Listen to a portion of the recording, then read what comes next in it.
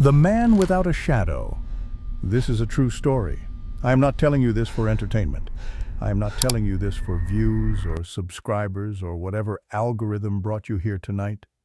I am not telling you this because I want attention, or because I think it will make me famous, or because I have nothing better to do at 3 in the morning when the rest of the world is asleep and I am sitting here in the dark checking the locks on my doors for the 15th time, listening to every creak and groan of this old building, wondering if tonight is the night he finally comes back to finish what he started. I am telling you this because you need to know. Because somewhere out there right now, while you are watching this video in the comfort of your home, there is a man who drinks blood. A man who has killed at least 7 women that I know of, probably many more women whose faces I have seen in photographs, women whose final moments I have watched on video, women whose names I will never know because no one ever reported them missing, because no one ever thought to look for them, because they were chosen specifically because no one would look.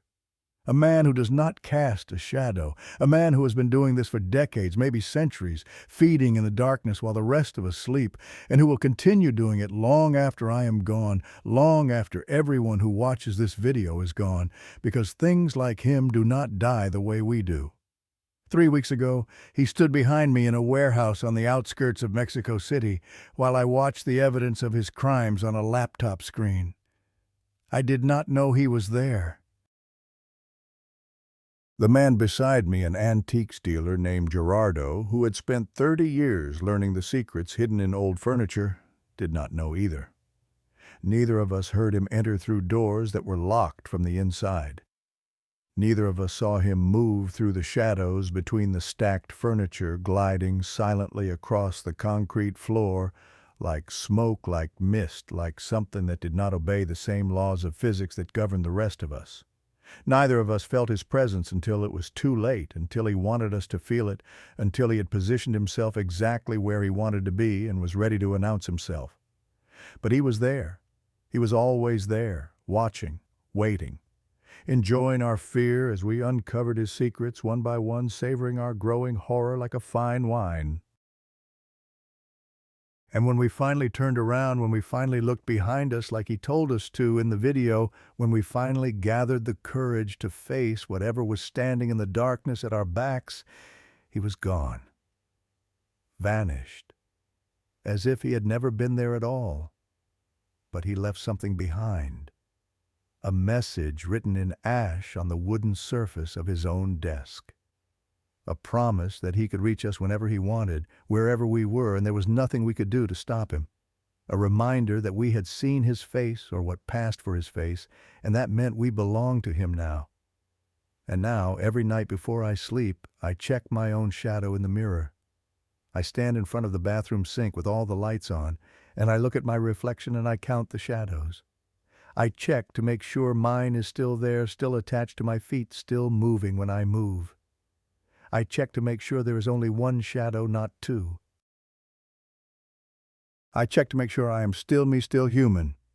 Still something that casts a shadow when light hits it. Because the thing that touched me in that warehouse, the thing that left marks on my ankle, that will never fully heal, the thing that stood over my bed and photographed me while I slept, that thing does not cast a shadow. And I need to know every single night that I have not become like him. If you are watching this alone late at night, I want you to do something for me right now. Pause this video. Look at your shadow on the wall. Look carefully. Count the shapes. Count every shadow in the room and make sure each one belongs to something you can see. If there are more shadows than there are people in your room, if there is a shape that does not match any object or any person, turn off this video immediately. Leave. Leave your house if you have to. Do not look back.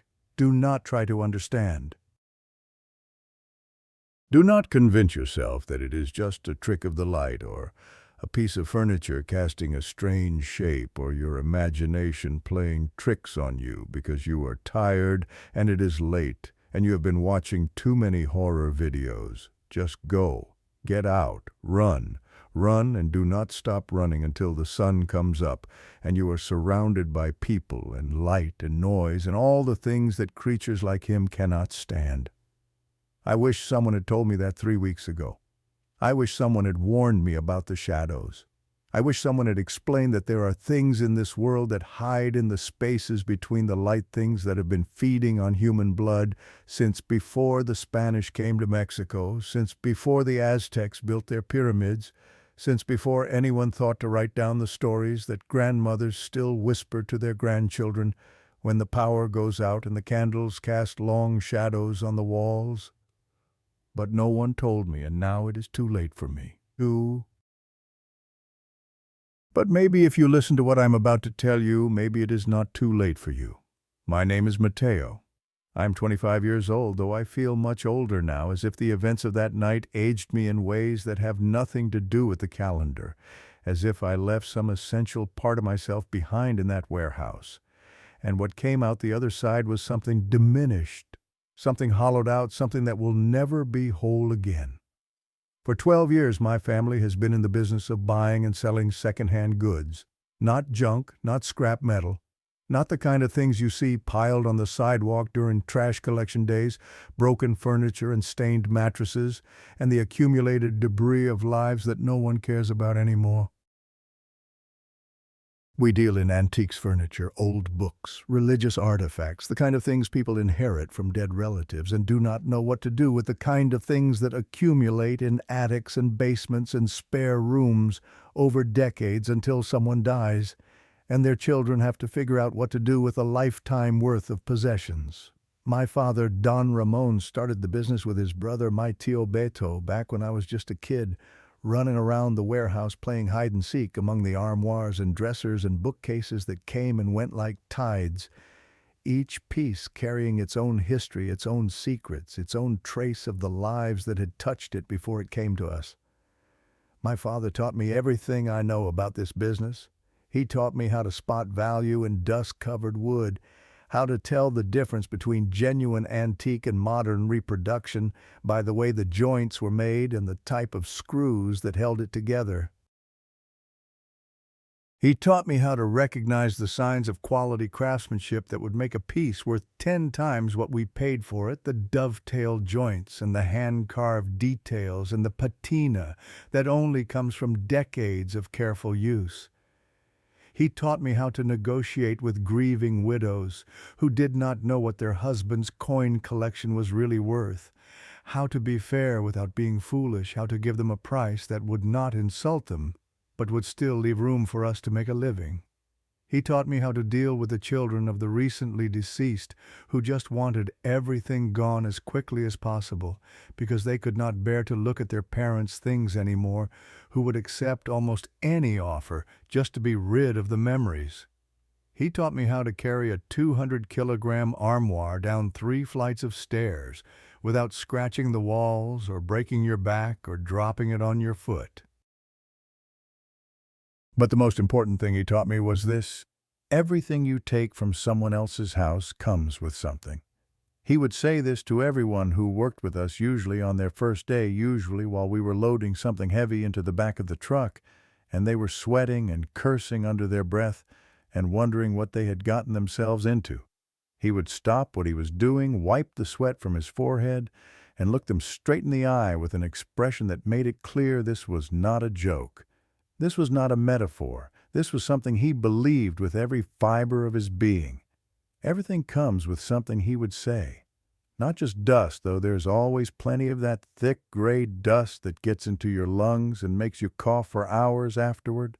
Dust that seems to regenerate no matter how many times you clean it. Dust that carries the microscopic remains of everyone who ever touched that piece of furniture. Not just cockroaches hiding in the hinges, though we have found plenty of those too, along with spiders and mice, and once, memorably, a small snake curled up inside a grandfather clock that had been sealed shut for 30 years and nearly gave my uncle a heart attack when it slithered out and dropped onto his shoe. Something else. Something you cannot see with your eyes or touch with your hands. Something that belonged to the person who owned it before some residue of their life, their emotions, their secrets, their sins that clings to the wood and the fabric and the metal long after they are gone. He would say this with the kind of seriousness that made you think he believed it, because he did believe it with his whole heart and soul.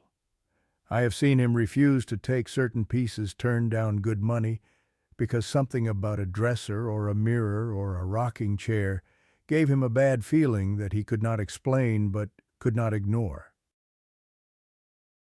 I have seen him burn sage in the warehouse after we brought in furniture from a house where someone died violently, walking through the aisles with the smoking bundle held in front of him like a priest performing an exorcism, muttering prayers under his breath. I have seen him make the sign of the cross before opening a trunk that had been locked for decades, as if he expected something to jump out at him, some demon or ghost or curse that had been trapped inside waiting for release. I never believed any of it. I thought it was superstition, nothing more. Old world nonsense passed down from my grandmother in Tlaxcala, who used to hang garlic over the doorframe and sprinkle salt in the corners of every room and refused to let anyone whistle after dark because she said it called the spirits.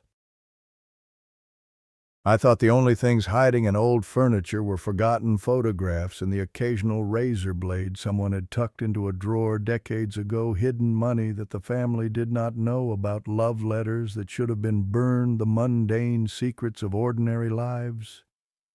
I thought the worst thing that could happen in this job was cutting your finger on a rusty nail or breathing in too much mold dust or throwing out your back trying to lift something that should have been carried by 4 people instead of 2. I was wrong. I was so wrong. And I will spend the rest of my life, however long that turns out to be, wishing I had listened to my father, wishing I had paid attention to the warnings, wishing I had never set foot in that house on the hill. 2 months before all of this happened, my girlfriend left me. Her name was Carmen, and we had been together for 3 years, living in a small apartment in Iztapalapa that we could barely afford, sharing a bed and a bathroom and a kitchen the size of a closet, dreaming about the future we were going to build together when we finally had enough money to get out of that place. She was a nurse at a public hospital, Hospital General, working 12-hour shifts that left her exhausted and irritable, dealing with patients who could not pay, and administrators who did not care, and a healthcare system that was designed to fail. And I was working with my father, coming home covered in dust and sweat, my hands raw from carrying furniture, my back aching from hours of lifting, too tired to do anything except eat dinner in front of the television and fall asleep on the couch before the show was even over. We had stopped talking. Not about the big things, not about our dreams or our fears or our hopes for the future or whether we wanted children or where we saw ourselves in 10 years. We had stopped talking about everything. We moved around each other like strangers, like roommates who had run out of things to say, like 2 people sharing an apartment because neither one could afford to live alone, not because they loved each other. I knew something was wrong. I could feel it in the silences that stretched longer and longer, in the way she would not meet my eyes when I came home, in the way she started going out with her friends more often and coming back later and later smelling of cigarettes and perfume that was not hers. But I did not do anything about it. I was too tired. I was too focused on work, on saving money, on getting us out of that apartment and into somewhere better, somewhere with a real kitchen and windows that opened and a bedroom where you could walk around the bed without bumping into the walls. I told myself that things would get better when we had more money, more space, more time. I told myself a lot of things in those months. Most of them were lies I was telling myself because the truth was too painful to face. She walked out on a Tuesday afternoon while I was at work. No warning, no fight, no dramatic confrontation where we finally said all the things we had been holding back for months. Just gone. She took the television and the good blankets and most of the dishes and the coffee maker and the little cactus plant that we had bought together at a market in Coyoacan on our first anniversary.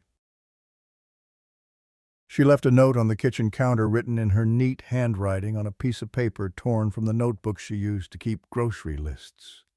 6 words, that was all. 6 words to end 3 years. I cannot do this anymore. I still do not know what this meant. I do not think I want to know. Was it me? Was it us? Was it the apartment, the job, the life we had built that turned out to be not much of a life at all? Was there someone else? Someone who made her feel the way I used to make her feel before the exhaustion and the routine and the slow erosion of everything good wore us both down to nothing? I will never know. She changed her number. She moved somewhere I could not find. She erased herself from my life as completely as if she had never existed, leaving only the empty spaces where her things used to be and the silence that filled the apartment like water filling a sinking ship. After she left, I moved into a small room near the warehouse where we store our inventory.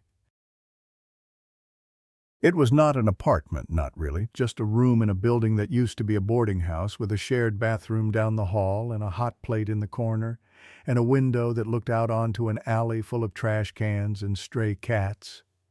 It was cheap. It was close to work.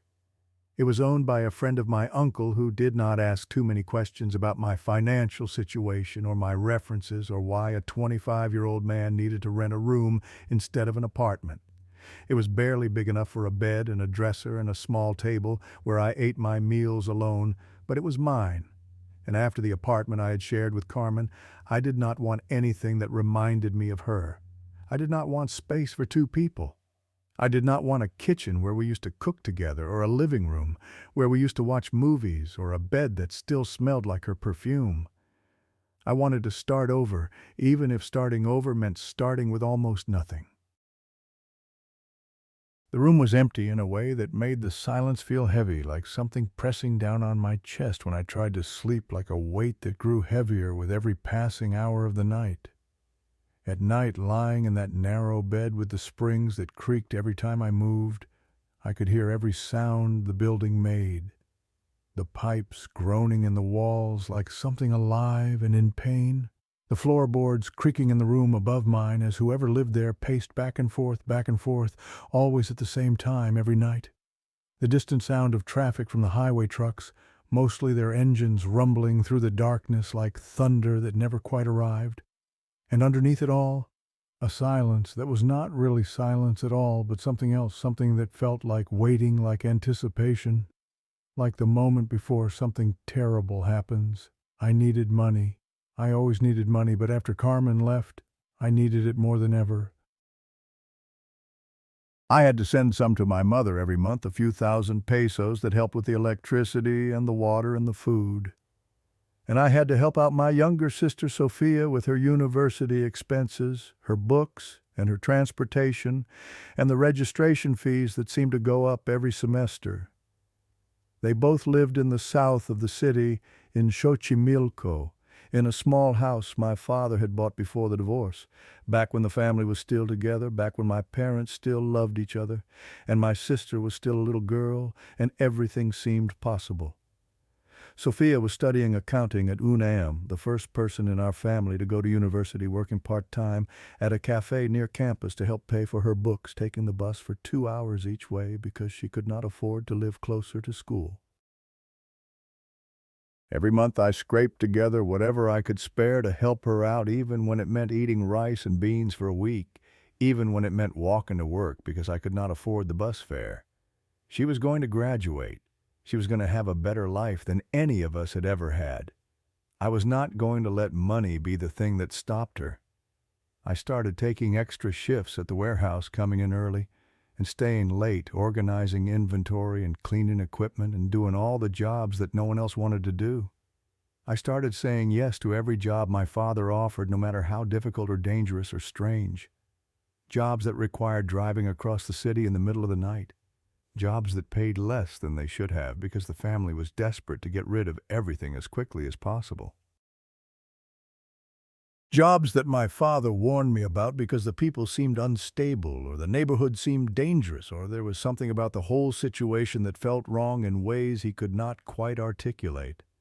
I started telling myself that the sooner I saved enough, the sooner I could move somewhere better, somewhere that did not smell like mold and old wood and the accumulated dust of decades. I told myself a lot of things in those weeks. I told myself that working harder would fix everything. I told myself that money was the answer to all my problems. I told myself that if I just kept my head down and kept moving forward, eventually things would get better. Most of those things were lies. The call came on a Tuesday afternoon in late September, one of those days when the rainy season was not quite over, but summer was already gone, leaving behind a kind of limbo where the air was thick and humid, but the rain never quite came. The sky was gray, the kind of gray that promises rain but never delivers, heavy clouds hanging low over the city like a ceiling that was slowly descending, pressing down on everything beneath it. The air had that strange stillness that comes before a storm, thick and hard to breathe, making everything feel muted and distant, as if the whole world was holding its breath and waiting for something to happen.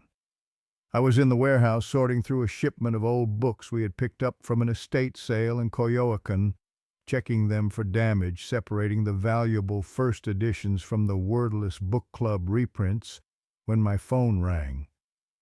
The number was unfamiliar, but the voice was not. Lucia.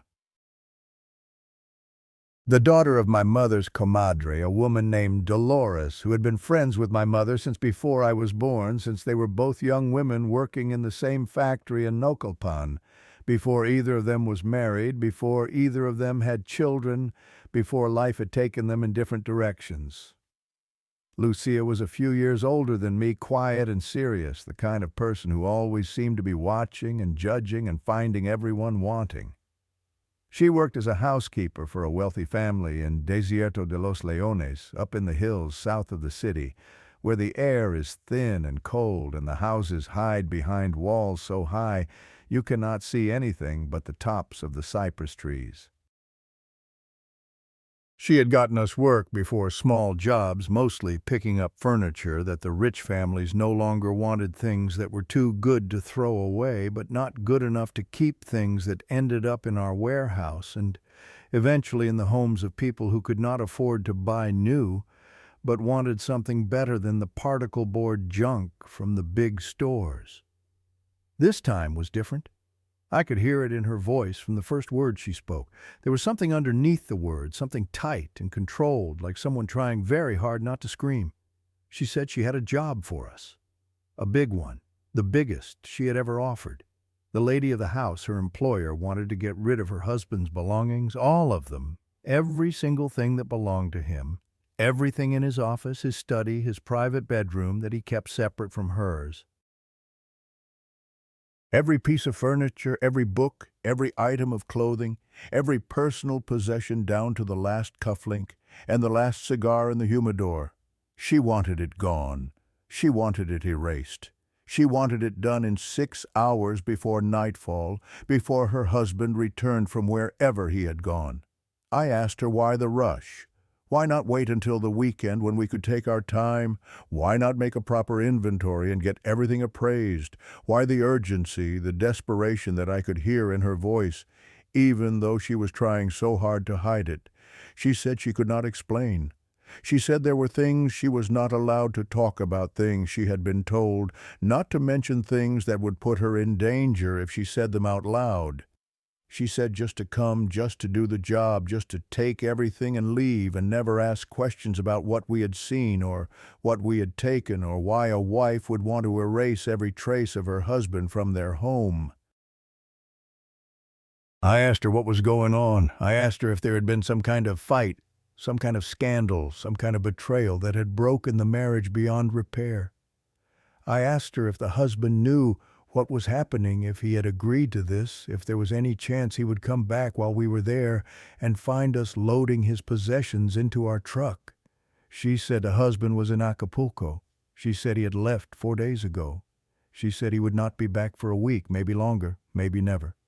She said the lady wanted every trace of him gone before he returned. She wanted to erase him from the house, from her life, from her memory. She wanted it to be as if he had never existed. I should have asked more questions. I should have pressed harder. I should have demanded to know why a wife would want to erase her husband from their home while he was away on a trip, why she would pay so much money for something that could easily wait until he returned, and they could discuss it like adults, why there was such urgency, such desperation, such barely controlled panic in Lucia's voice every time she mentioned him. I should have noticed the way she paused before saying his name, as if the word itself was difficult to pronounce, as if it burned her tongue. I should have noticed the way she avoided saying Acapulco directly, the way she mentioned it almost as an afterthought, as if she did not quite believe it herself. I should have trusted my instincts, the small voice in the back of my head that was telling me something was wrong, that this was not a normal job, that there was something Lucia was not telling me, something important, something dangerous. But I did not. I heard the number she quoted for the job, and I stopped thinking about anything else. 20,000 pesos just to show up, plus whatever we could get for the furniture itself. Lucia said it was all high-end, designer pieces from Italy and Spain and Denmark, handcrafted furniture made by artisans whose names I would not recognize, but whose work sold for tens of thousands of pesos in the galleries downtown.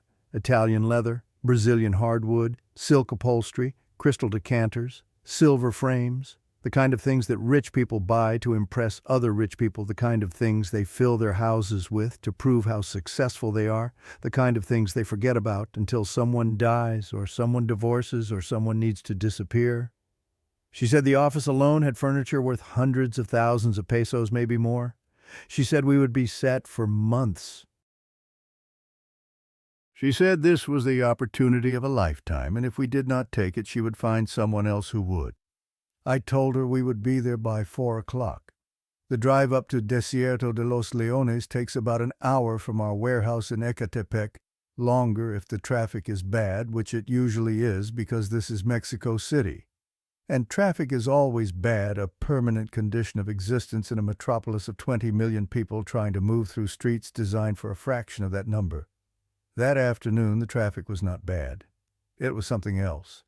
It was strange in a way I could not quite define, in a way that made me uneasy, even though I could not point to anything specific and say, this is wrong. The road seemed emptier than usual, as if everyone had decided to stay home at the same time, as if some silent signal had gone out, warning people to get off the streets before dark. Cars that should have been there were not there. Intersections that should have been gridlocked were clear. We moved through the city like ghosts, passing through neighborhoods that seemed deserted, their windows dark, their sidewalks empty. The radio kept cutting out static, replacing the music every few minutes. The announcer's voice would fade into white noise, then come back, then fade again, as if something was interfering with the signal, jamming the frequencies. By the time we reached the foothills, where the city gives way to forest and the air grows thin and cold, the radio had stopped working entirely. Nothing but static, no matter which station I tried, a constant hiss that sounded almost like voices if you listened too closely, almost like words in a language I did not recognize. My father drove. He always drove. He said it helped him think, kept his hands busy while his mind worked through whatever was bothering him, and I could tell something was bothering him now, something he could not quite name. His hands were tight on the steering wheel, his jaw clenched, his eyes flicking to the rearview mirror every few seconds, as if he expected to see something following us. Tio Beto sat in the passenger seat counting the money we had borrowed to pay Lucia's advance. 20,000 pesos in cash, most of it taken from the emergency fund my father kept hidden in a lockbox beneath his bed. He was not happy about it. He had not wanted to take this job at all. But Lucia had insisted. Cash up front or the job went to someone else. And my father, despite his misgivings, despite the feeling that something was not right, had agreed. Because we needed the money. Because we always needed the money. I sat in the back of the truck wedged between boxes of packing materials and rolls of moving blankets that smelled of dust and old wood and all the houses we had emptied over the years. I watched the city disappear behind us as we climbed higher into the hills, the familiar chaos of streets and vendors and traffic giving way to winding roads and dense forest. The buildings grew smaller in the distance, first the skyscrapers of the Centro, then the sprawling colonias of the middle class.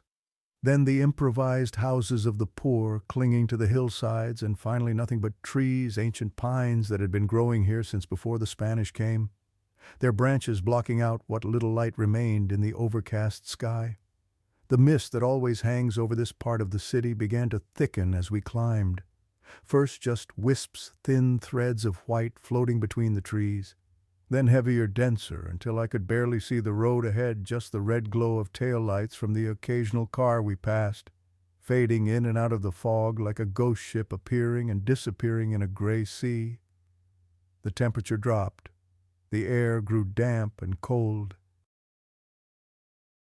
And somewhere in the back of my mind, in the part of me that still remembered my grandmother's stories, a voice was telling me to turn back, to tell my father to stop the truck and turn around and drive back down the hill to the city, back to the noise and the light and the safety of crowds. But I did not say anything. I never said anything. And now it is too late. We arrived at 4:15 just as Lucia had asked. The house was set back from the street behind a white stone wall that must have been 3 meters tall, smooth and featureless, impossible to climb, topped with iron spikes that had been painted to look decorative but were clearly designed to keep people out, or to keep something in. The only break in the wall was a massive gate made of wrought iron, black and heavy, with no visible hinges or handles. Nothing that would tell you how to open it, or even if it could be opened at all. We stopped in front of the gate, and before my father could reach for the intercom, before he could even roll down his window to announce our presence, the gate began to move. It swung inward slowly, silently, without a creak or a groan, as if it had been oiled that very morning, as if someone had been watching for us and had triggered the mechanism the moment we appeared. No voice asked who we were or what we wanted. No camera swiveled to examine our faces. The gate simply opened, and beyond it a gravel path led through a garden of shadows toward a house that seemed to absorb the fading light. We followed the path through gardens that should have been beautiful, but were instead unsettling in ways I could not quite articulate. Low hedges trimmed into geometric shapes that seemed wrong angles, that did not quite match up patterns that hurt to look at for too long. Grass that was too green, too perfect, as if it had been painted rather than grown. A fountain in the center of a circular driveway, but the fountain was not running its basin empty, its stone cherubs staring at us with blank eyes as we passed. Statues of angels positioned along the path, but their faces were turned away, all of them, every single one, as if they could not bear to look at the house they were meant to guard. Flower beds that should have been colorful but were instead filled with dark foliage plants. I did not recognize plants with leaves like knives, and flowers that looked like mouths, plants that seemed to lean toward us as we passed, as if they were hungry. The house itself rose up at the end of the path, 2 stories of white walls and dark windows, modern architecture with clean lines and sharp angles. The kind of house that appeared in magazines about luxury living. The kind of house that cost more than my family would earn in 10 lifetimes. The walls were painted white, but in the gray light of the overcast afternoon they looked gray, almost silver, like the color of old bones bleached by the sun. Large windows covered the facade, but every single one of them was hidden behind curtains, dark fabric, that blocked any view of the inside, that prevented any light from escaping. There was nothing about the house that suggested a family lived here. No toys in the yard, no bicycles leaning against the wall, no potted plants on the window sills or welcome mat at the door, or any of the 1,000 small details that make a building feel like a home. It was a house designed to intimidate, to impress, to make you feel small and insignificant, to remind you that whoever lived here was powerful in ways you could never hope to be. And there was something else. Something I could not quite identify, a feeling that settled over me as we pulled into the circular driveway and parked in front of the main entrance. The feeling that we were being watched, not by cameras, not by security guards, not by anyone I could see, but watched nonetheless. observed, evaluated, measured, and found wanting. I could feel eyes on me, dozens of them, hundreds of them pressing against my skin like invisible fingers. And when I looked up at the dark windows, I could have sworn I saw movement behind one of the curtains, just a flicker, just a shadow passing in front of a slightly lighter shadow. But enough to make my heart skip a beat, enough to make me want to tell my father to drive away and never come back. But I did not, because we needed the money, because I always needed the money, because that is the trap, is it not? That is how they get you. They dangle something you need, something you cannot refuse, and by the time you realize what you have gotten yourself into, it is already too late. Lucia met us at the door. She was wearing a gray uniform, the kind housekeepers wear in places like this, neatly pressed and professional, with a white collar and white cuffs that looked stark against the gray fabric. Her dark hair was pulled back in a tight bun, not a single strand out of place. Her posture was perfect, her hands folded in front of her, her feet together. She looked exactly like what she was supposed to be, a servant in a wealthy household, trained to be invisible, trained to anticipate needs and fulfill them without being asked, trained to exist in the background of other people's lives. But her face told a different story. There was something in her expression that I did not recognize at first, something beneath the professional mask she was wearing, something that flickered in her eyes when she looked at us, and then quickly disappeared, as if she had remembered that she was being watched, as if she knew that showing her true feelings would be dangerous. Later, much later, I would understand that expression. It was the face of someone who knows they are doing something wrong but cannot see any other way out. It was the face of someone who is afraid, deeply and profoundly afraid, but cannot allow themselves to show it. It was the face of someone who has been living with fear for so long that it has become a constant presence, like the air they breathe, like the beating of their heart. She took the 20,000 pesos from my uncle without counting it, without even looking at it, just stuffed the bills into her pocket as if they meant nothing, as if money had ceased to have any value in whatever nightmare she was living. And then she led us inside without saying a word. Not hello, not thank you for coming. Not any of the polite phrases that people exchange when they meet the social lubrication that makes human interaction bearable.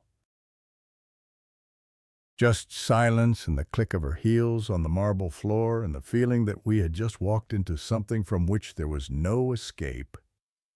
The first thing I noticed when we stepped inside was the silence. Not the normal silence of an empty house, the kind of quiet you expect when no one is home and all the machines are turned off, and there is nothing to disturb the stillness. This was something different, something deeper, something heavier, the kind of silence that makes you aware of your own heartbeat, the blood rushing through your veins, the tiny sounds your body makes just by existing, the kind of silence that presses against your ears like water, that makes you want to shout just to prove that sound is still possible, that the world has not gone completely mute. The second thing I noticed was the smell. Cigar smoke, fresh, strong, the rich, distinctive scent of expensive tobacco, the kind that comes from Cuba and costs more per cigar than I made in a day. The smell filled the entryway, thick and pungent, impossible to ignore. It was the kind of smell that lingers in a room for hours after someone has been smoking, that soaks into the furniture and the curtains and the walls, that tells you the person who smoked here did so often and recently. But Lucia had said the husband left for Acapulco 4 days ago. 4 days. If he had been gone for 4 days, the smell should have faded by now. It should have been a ghost of itself, a memory rather than a presence. But the smell was not 4 days old. It was not even 1 day old. It was maybe 4 hours old, maybe less, maybe much less. In the living room, 2 children sat on a white leather sofa. A boy and a girl, maybe 8 and 10 years old, dressed in matching school uniforms as if they had just come home from class. They were not watching television, though. There was a massive flat screen mounted on the wall directly across from them, blank and dark. They were not playing with toys, though there was a basket of expensive-looking games beside the sofa, untouched, gathering dust. They were not reading or drawing or arguing or doing any of the 1,000 things that children normally do when they are left to themselves. They were just sitting there, perfectly still, perfectly silent. Not even their eyes moved. Not even their chests rose and fell with breath. They sat like statues, like mannequins, like dolls that had been arranged on a shelf and forgotten. I waited for them to look up when we entered, to acknowledge our presence in some way, to react with curiosity or fear or even boredom to the appearance of 3 strange men in their home. But they did not move. They did not speak. They did not even blink. They just sat there staring at nothing, their small hands folded in their laps, their small bodies rigid with a tension that should not exist in children so young. The Señora appeared at the top of the stairs, Señora Mendoza. She descended slowly, one hand trailing along the banister, her movements deliberate and careful, like someone who is not entirely sure their legs will support them.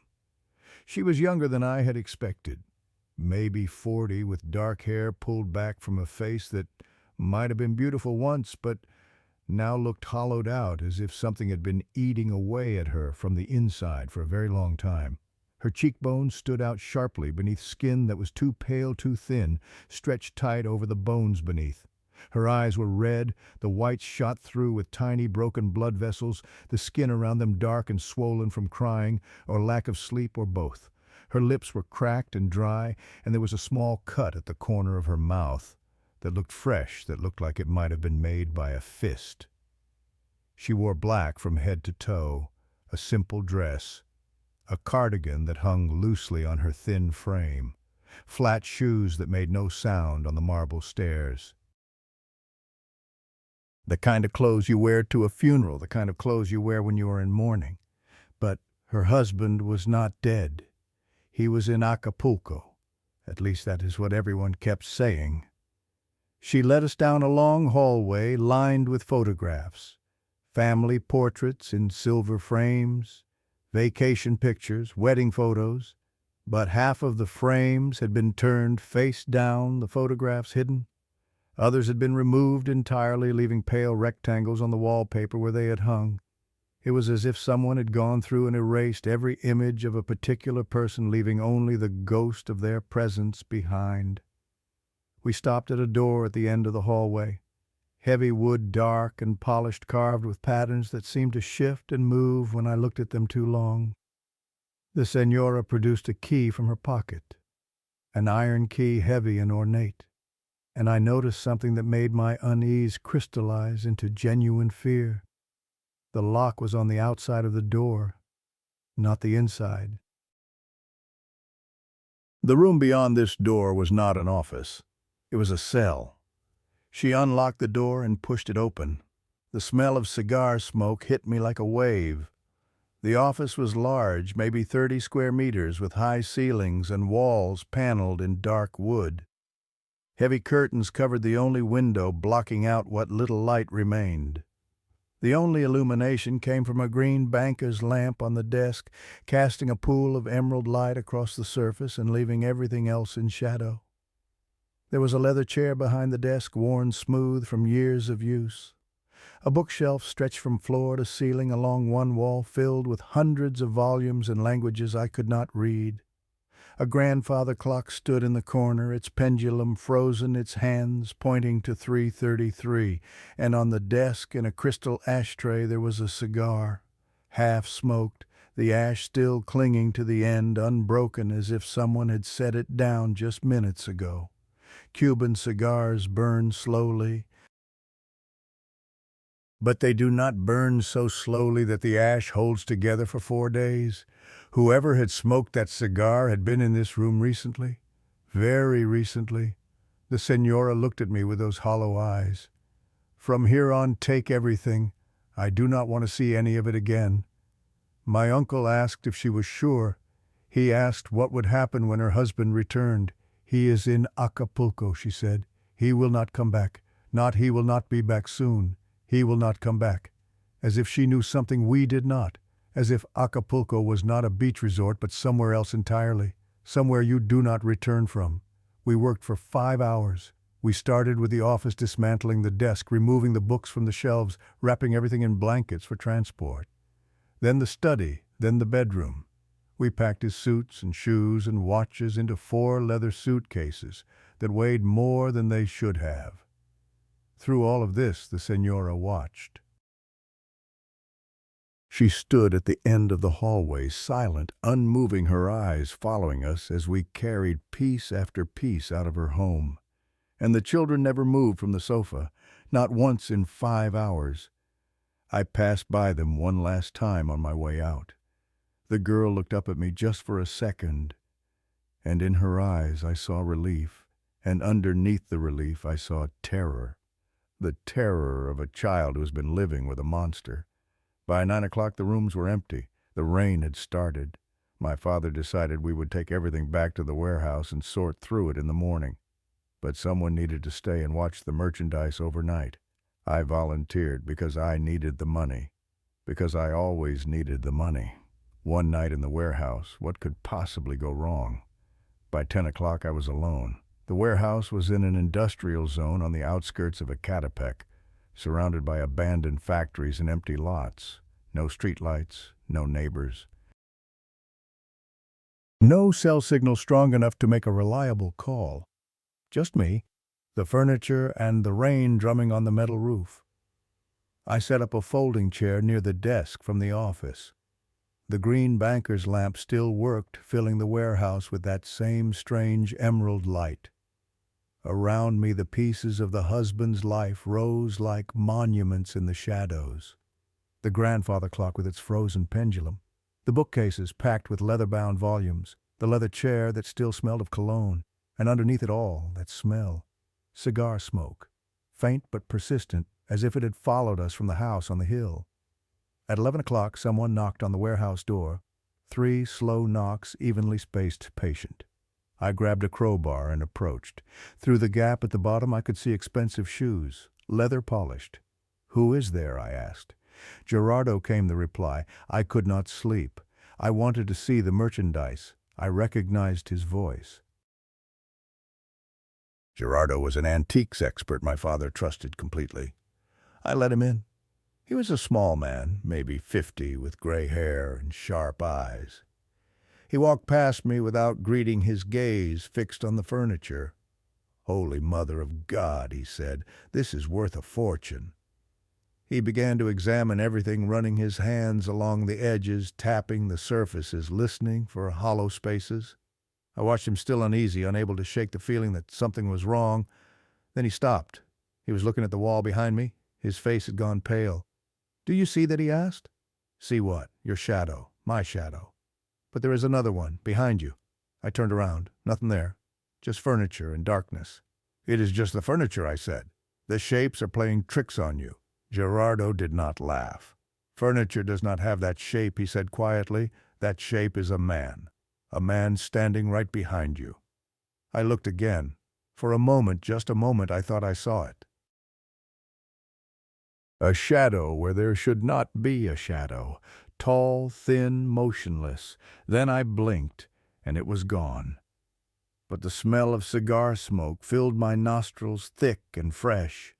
And somewhere in the darkness I heard breathing, slow, steady, patient, not mine, not Gerardo's, someone else's. The breathing stopped as suddenly as it had started. The silence that followed was worse. It pressed against my ears like water, like something physical, like something alive. Then the lights went out. Not a flicker, not a warning. Just darkness, complete and absolute, swallowing the warehouse in a single instant. I heard Gerardo curse somewhere to my left. I heard the rain intensify on the roof. And beneath those sounds I heard the breathing again, right behind me, so close I could feel it on the back of my neck. Cold. Not warm like human breath, cold like the air from an open freezer, cold like the inside of a tomb. Then the lights came back on. Gerardo was standing by the bookshelf, his face white as paper. He was staring at something on the desk. I looked.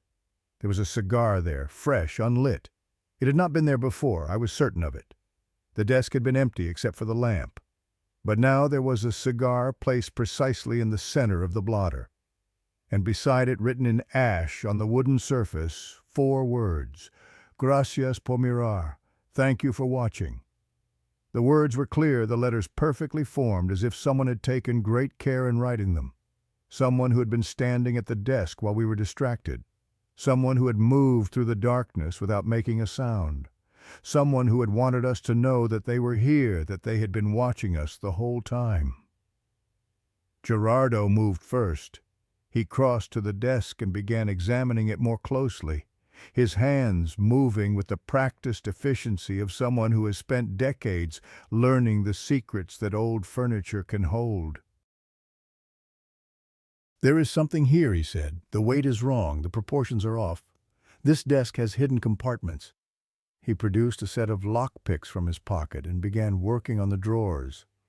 The first one opened easily, revealing nothing remarkable. A fountain pen, a letter opener, a brass lighter. The second drawer held papers, receipts, business correspondence. But the third drawer, the large one on the left side, was different. The lock was more complex, the mechanism heavier. It took Gerardo nearly 5 minutes to work it open. When he finally pulled it out, we both leaned forward to look inside. Empty. Completely empty. Gerardo frowned. He knocked on the bottom of the drawer, then on the sides, then on the back. His frown deepened. "The bottom is too high," he said. "There is space beneath it. Maybe 3 inches, but I cannot find the release." He spent another 10 minutes searching, running his fingers along every edge, pressing every corner. Nothing. Then he turned to the bookshelf. Sometimes, he said, the key is not in the lock. Sometimes it is somewhere else entirely. He began examining the books, pulling them out one by one, checking for anything unusual. Most of them were genuine antiques, leather-bound volumes in Latin and German, and languages I did not recognize. But on the third shelf from the top, he found something different. A set of 10 volumes bound in dark blue leather. 9 of them looked pristine, untouched, but the 5th one was different. The leather was worn, the corners softened.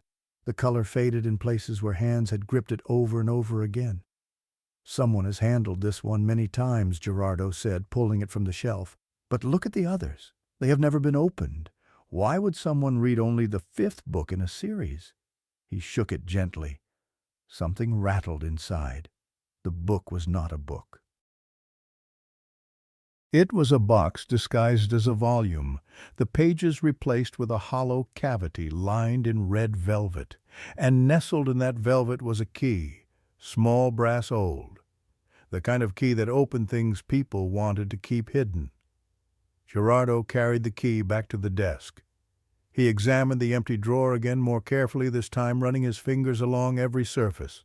Then he found it, a small hole disguised as a decorative brass fitting in the corner. He inserted the key and turned it twice. There was a click, soft but distinct, and the false bottom of the drawer popped up half an inch. Gerardo lifted it out with trembling fingers. Beneath the false bottom there were 3 objects.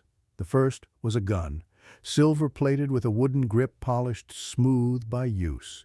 Gerardo checked the chamber. "Loaded," he said. 6 rounds, safety off. The second was money. A bundle of cash, maybe 50,000 pesos in 500 peso notes, bound with a rubber band that had dried and cracked with age. The third was a stack of photographs. Gerardo picked them up. There were 7 of them held together by a black elastic band. He removed the band and spread them out on the desk face up, arranging them in a row beneath the green light of the banker's lamp. The first photograph showed a woman lying on a carpet. Her hands were crossed over her chest, her eyes closed, her lips slightly parted. She was wearing a red dress, silk by the look of it, expensive. Her dark hair was spread around her head like a halo. She might have been sleeping except for the color of her skin. Gray, waxy, the color of the dead, and at her throat, barely visible in the poor lighting of the photograph, there was a dark line, a wound, a cut that had been made with something very sharp. The second photograph was similar. Another woman. Different face, different dress, different carpet, but the same pose. Hands crossed, eyes closed, that same gray pallor, that same dark line at the throat. The third. The fourth, the fifth, each one different, each one the same. Women of different ages, different ethnicities, different body types. Some young, some older, some beautiful, some plain, but all of them dead. All of them arranged with the same care, the same precision. All of them photographed from above by someone standing over them. The sixth photograph made my stomach turn. The woman in it was younger than the others, maybe 19 or 20, with a face that reminded me of my sister. She was wearing a waitress uniform, the kind you see in cheap restaurants, and her name tag was still visible on her chest. Maria. Her name was Maria. And someone had killed her and arranged her like a doll and photographed her like a trophy. The seventh photograph was the worst. Not because the woman in it was different from the others. She was the same.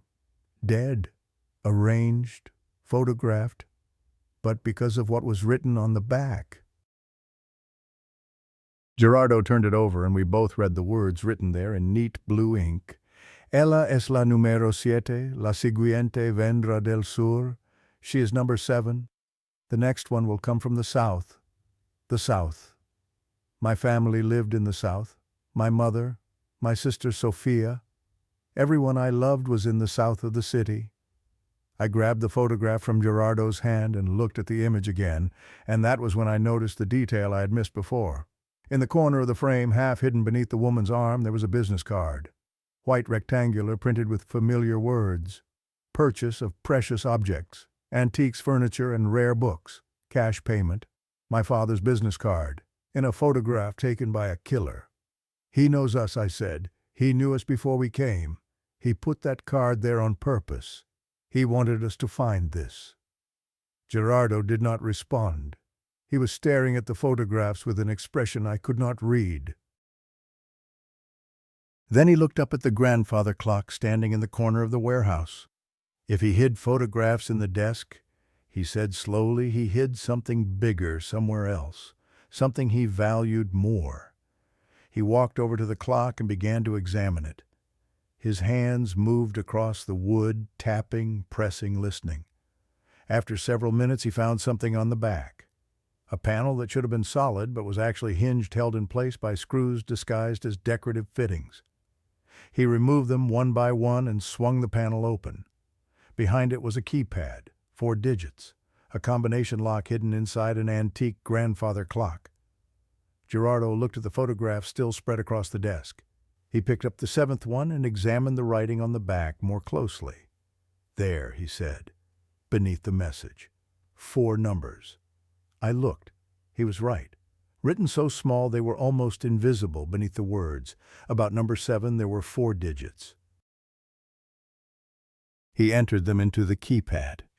There was a beep, a click, and a section of the clock's interior swung outward like a door. Inside there was a single object.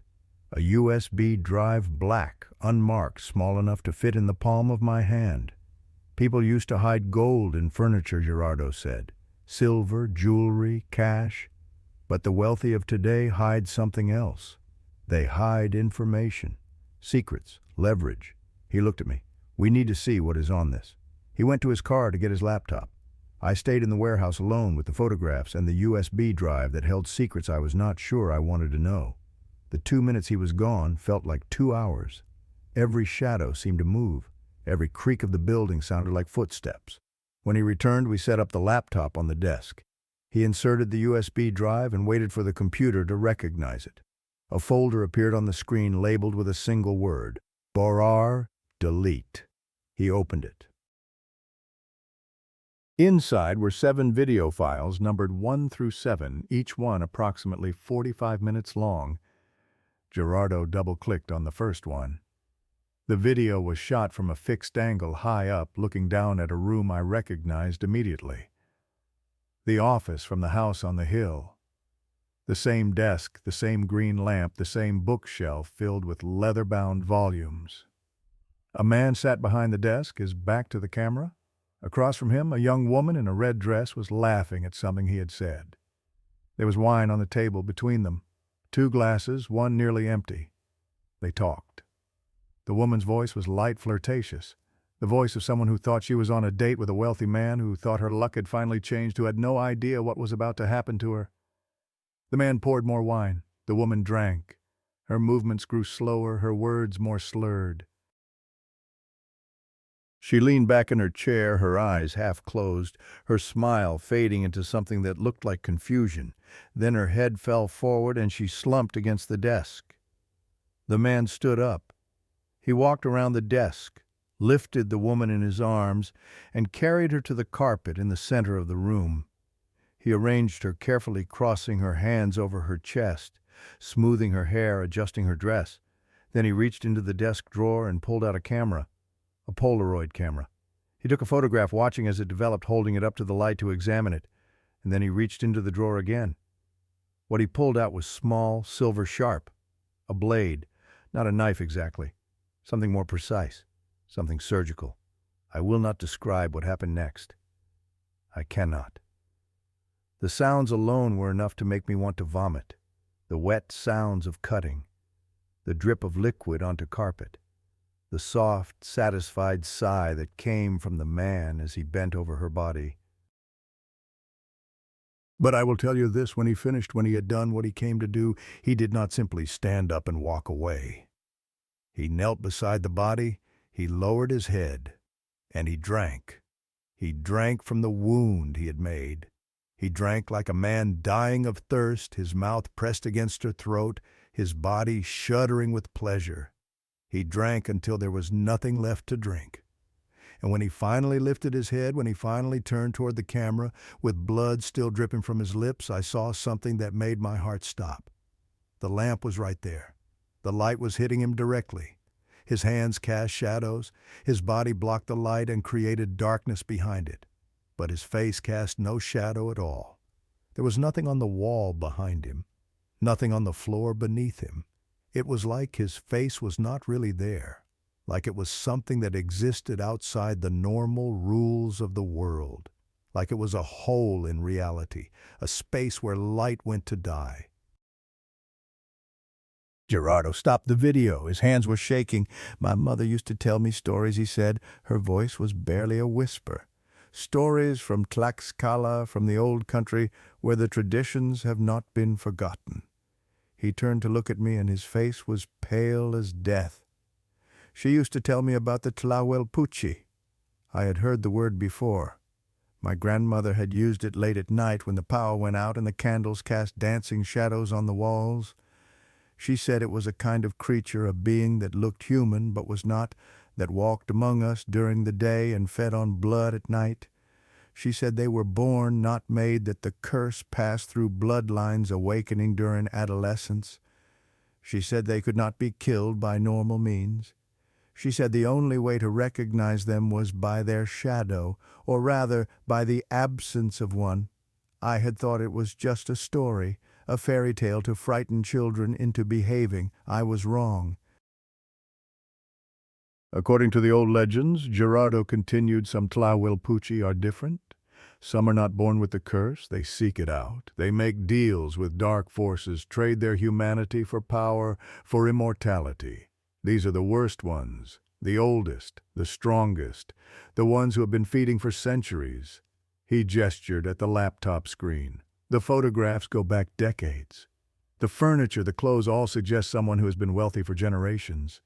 And the way he kills, the ritual of it. He's not just feeding, he's collecting, recording. He has turned murder into an art form.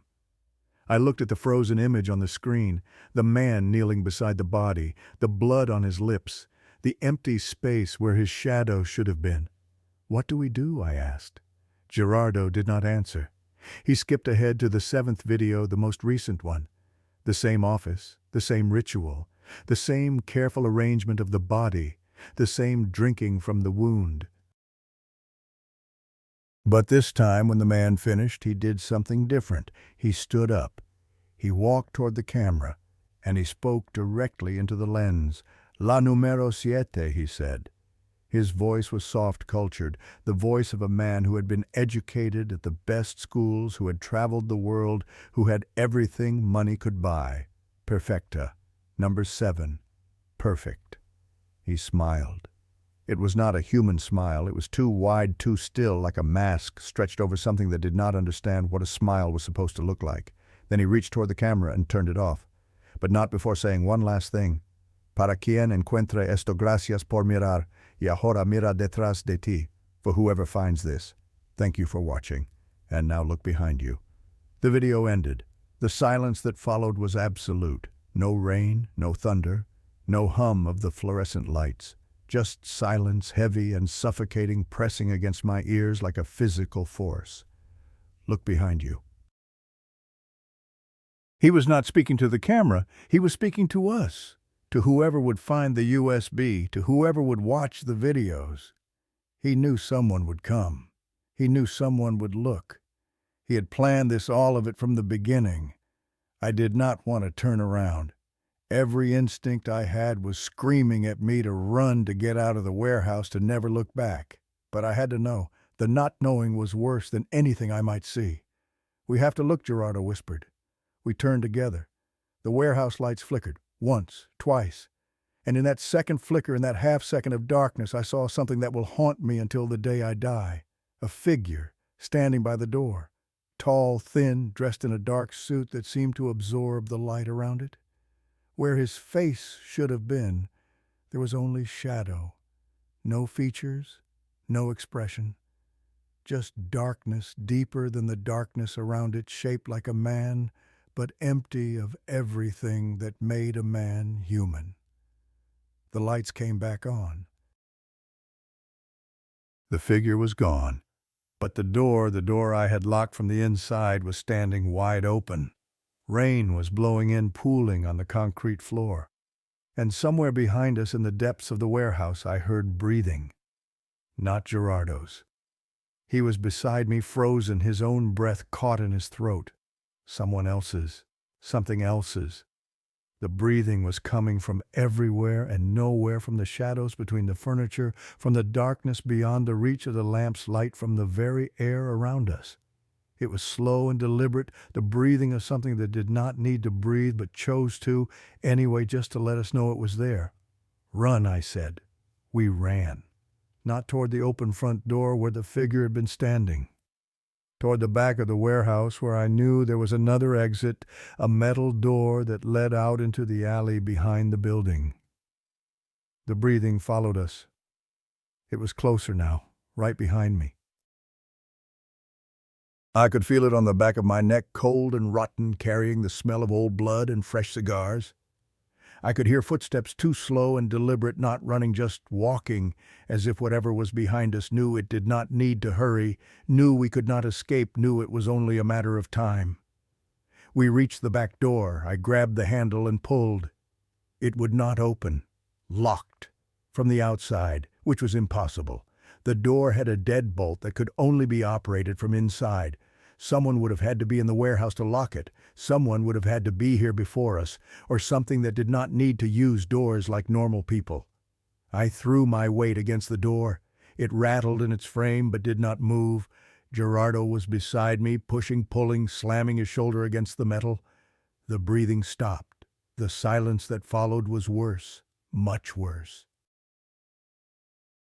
It was the silence of something standing right behind you, the silence of something reaching out to touch you, the silence of the moment before everything goes wrong.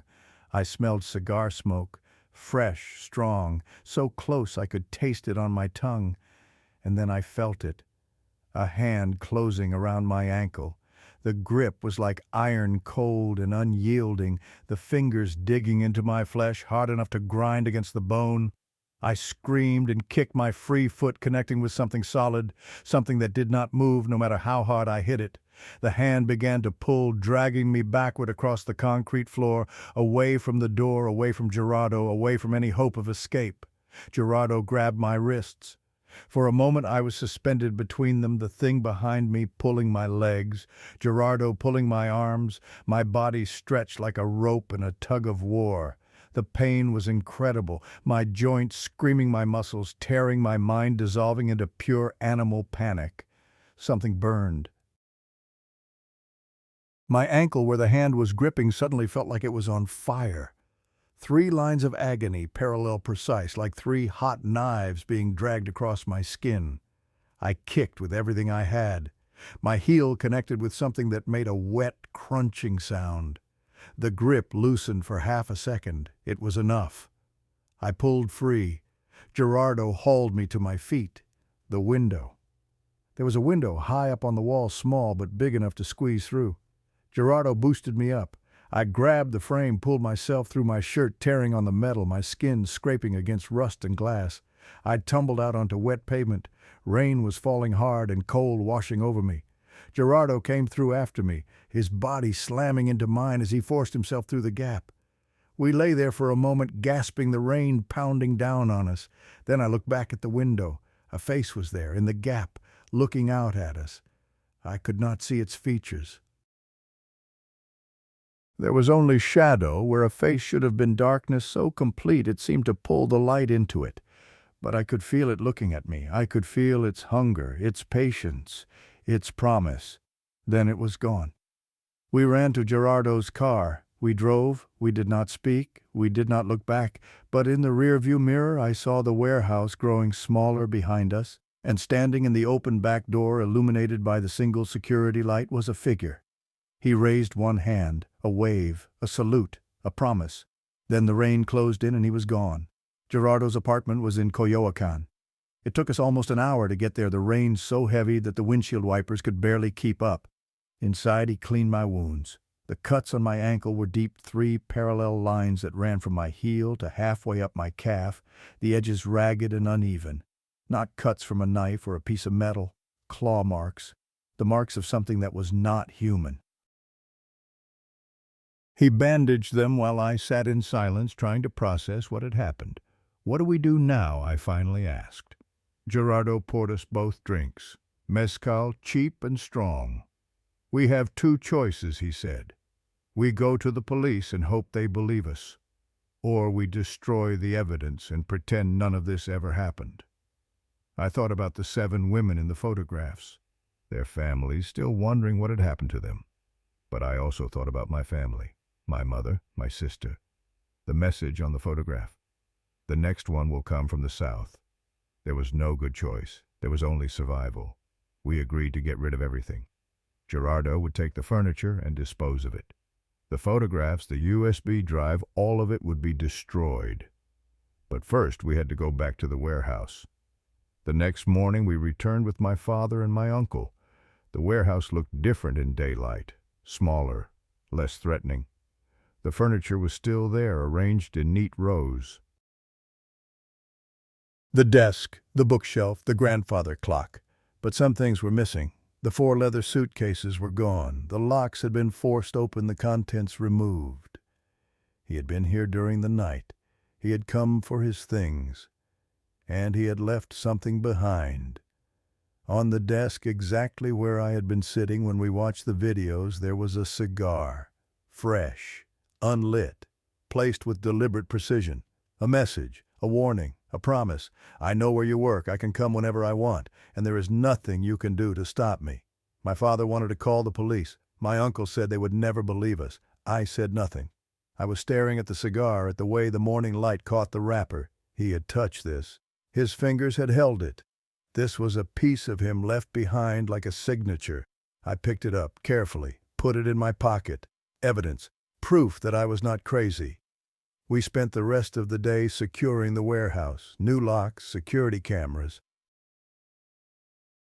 motion sensors. None of it would stop him. We all knew that. But it made us feel better. That evening I drove to the house on the hill. The gate was closed. I rang the bell. No one answered. A gardener working next door told me the family had left a week ago. No warning. No moving trucks. Just gone. The senora, the children, the housekeeper. All of them vanished. No one knew where. 3 weeks have passed. The wounds on my ankle healed into scars. 3 parallel lines that will never fade. The doctor at the clinic said they looked like animal scratches, maybe a large cat. I did not correct him. My father closed the business. He said he needed time to think. But I know the truth. He's afraid. For the first time in my life, I saw real fear in my father's eyes. Tio Beto sold his share and moved to Guadalajara. He sent a text and changed his number. No goodbye, no explanation. Gerardo took the furniture. He loaded it into a truck and drove away. When I asked where he was going, he shook his head. "Better if you do not know," he said. "Some doors should stay closed." I never saw him again.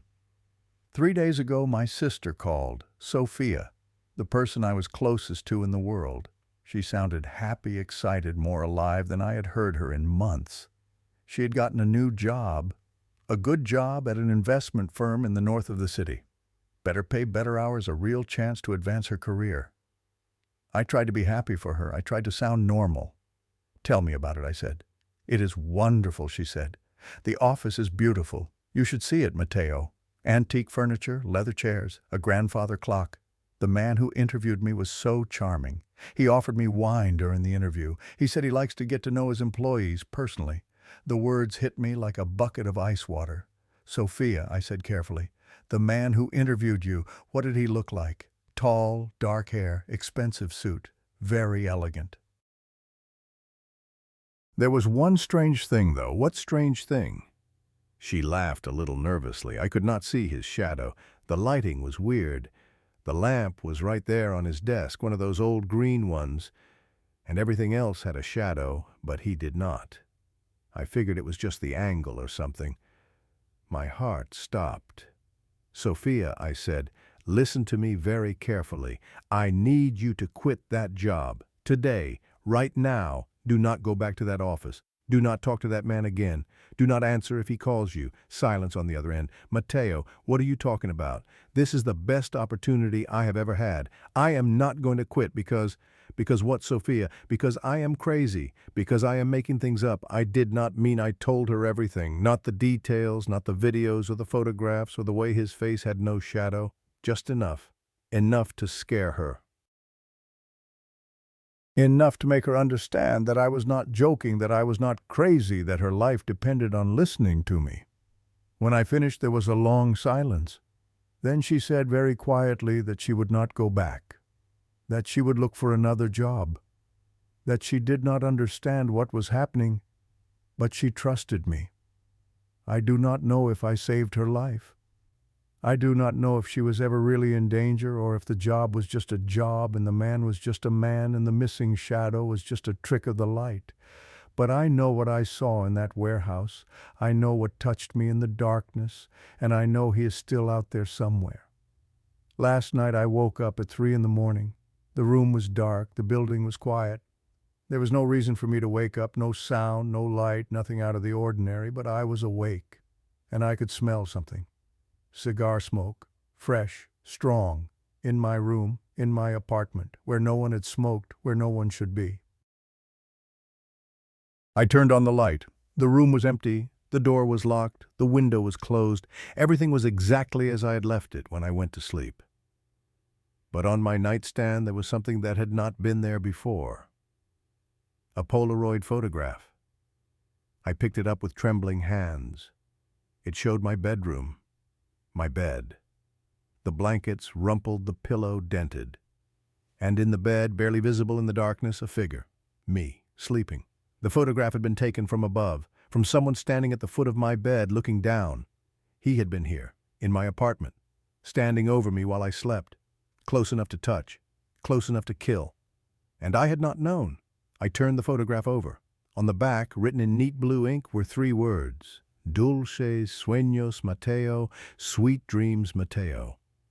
If you are watching this, if you have made it this far, I need you to understand. This is not entertainment. This is not a story designed to give you chills before you go to sleep. This is a warning.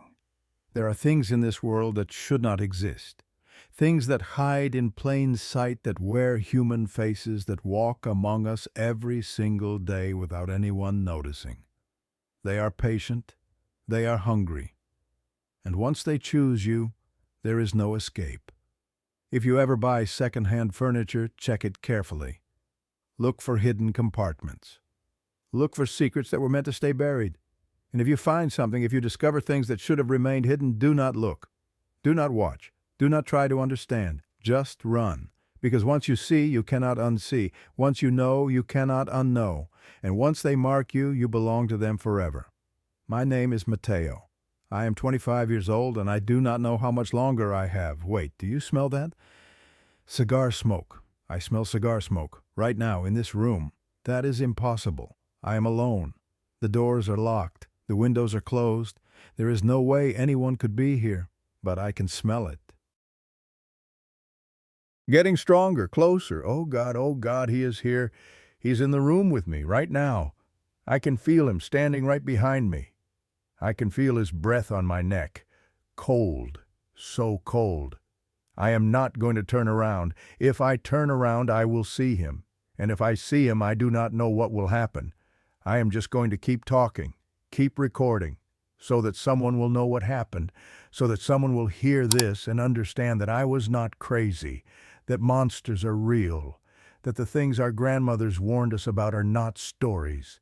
He is touching my shoulder. His hand is on my shoulder. Cold, so cold, like ice, like death. I am not going to turn around. I am not going to